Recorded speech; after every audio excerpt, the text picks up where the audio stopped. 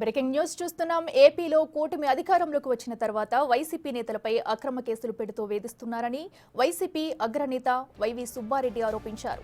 గ్రామాల్లో తమ పార్టీ నేతలపై దాడులు చేస్తున్నారని ఫైర్ అయ్యారు. జగన్, బాలినేని శ్రీనివాసరెడ్డికి మధ్య గ్యాప్ ఉందని విషయం తనకు తెలియదని ఆయన వ్యాఖ్యానించారు.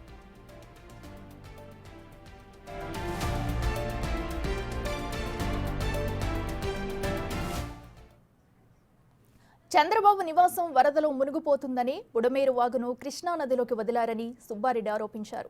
వరద బాధితులను ఆదుకోవడంలో ప్రభుత్వం పూర్తిగా వైఫల్యం చెందిందన్న ఆయన ప్రజలను వరదల నుంచి డైవర్ట్ చేయడానికి వైసీపీ నేతలను అరెస్టు చేస్తున్నారని మండిపడ్డారు. సత్యవేడు ఎమ్మెల్యే విషయంలో వైసీపీ కుట్ర ఏముంటుందని, అవసరమైతే విచారణ చేయించాలని డిమాండ్ చేశారు.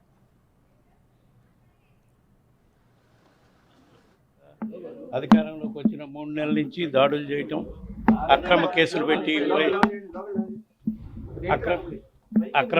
పెట్టి వైసీపీ నాయకులను జైల్లో పెట్టడం, నిర్బంధించడం, వాళ్ళు చేసే కార్యక్రమాలు ఇవి. న్యాయ పోరాటం చేస్తాం. తప్పకుండా న్యాయం మాకు జరుగుతుంది. ప్రజల పక్షాన్ని నిలబడి పోరాటం చేస్తాం.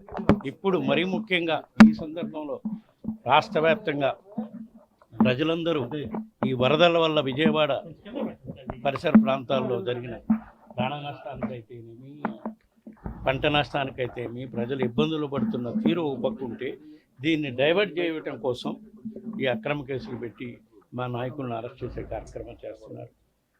ఇవన్నీ కూడా ప్రజలు గమనిస్తున్నారు.